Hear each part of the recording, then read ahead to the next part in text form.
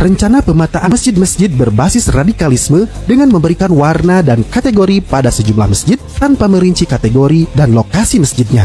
Hal ini diupayakan untuk mencegah penyebaran paham terorisme. Pihak MUI atau Majelis Ulama Indonesia mengaku bahwa kepolisian turut menggandeng MUI dalam rencana pemetaan masjid mencegah radikalisme. Namun perlu digarisbawahi, jika dilakukan secara tidak terukur alias ngasal, maka konflik antar masyarakat mudah tersulut. Hasan Basri dan Yusuf Kala menilai tidak ada radikalisme dan terorisme di masjid, dan pemetaan ini seolah menempatkan Islam sebagai sumber penyebaran radikalisme. Hidayat Nur Wahid mempermasalahkan separatisme di Papua tidak dimasukkan ke dalam program kegiatan terorisme, sedangkan wacana pemetaan tersebut dinilai tendensius terhadap aktivitas di masjid. Hilmi Firdausi, apakah setelah adanya rencana pemetaan masjid akan dilakukan pemetaan juga pada tempat ibadah agama lainnya? Kalau menurut kamu, gimana? Perang ideologi terjadi. Saudara kita korban pernah menjadi penegak aparatur keamanan.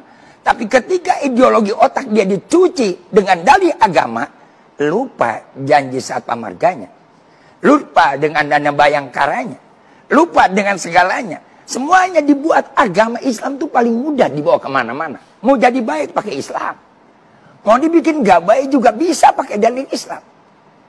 Tapi Islam tidak pernah akan bisa dihancurkan. Inna nahnu nadzalna dzikra wa inna lahu lahafidhun. Silakan kelompok manapun. Makanya ketika sekarang dunia berubah dengan menangnya Taliban, orang ketakutan, Talibanisme terjadi di mana-mana. Saya bilang ini NKRI, kita punya Pancasila. Nggak usah khawatir dengan Taliban. Buktinya Taliban lah yang menghancurkan ISIS. Kenapa Amerika tidak mampu menghancurkan ISIS? Karena yang membuat ISIS itu adalah Amerika. Jadi karena itu kita nggak usah kaget, saudara. Bung Padilon yang ada di sana. Masya Allah, saya belum sempat sapa. Ya, ini adalah permainan politik global yang begitu hebat. Kita jangan terjebak. Indonesia tidak boleh terjebak. Kita harus sadar. Semuanya ini adalah, kita harus sekarang bisa membuka mata dengan jelas. Kekerasan pasti ada. Ideologi yang keras pasti akan timbul. Sekarang bagaimana ideologi orang tidak timbul? Bayangkan. Saya kadang-kadang bilang, ketika kita ingin, mari kita cegah radikalisme. Mari kita basmi terorisme. Tolong dong, yang membuat kebijakan juga jangan radikal. 2 kali hari besar umat Islam selalu digeser hari liburnya.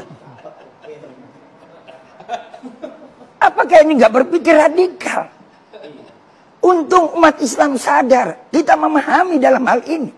Hanya demi kepentingan COVID dan segala macam.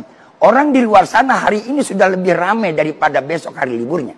Kita pertanyakan, sungguh sayang kasihan pemerintah kita.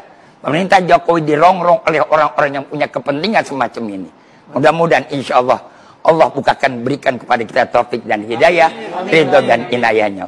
Allahul muwaffiq ila aqwamit thoriq. Assalamualaikum warahmatullahi wabarakatuh.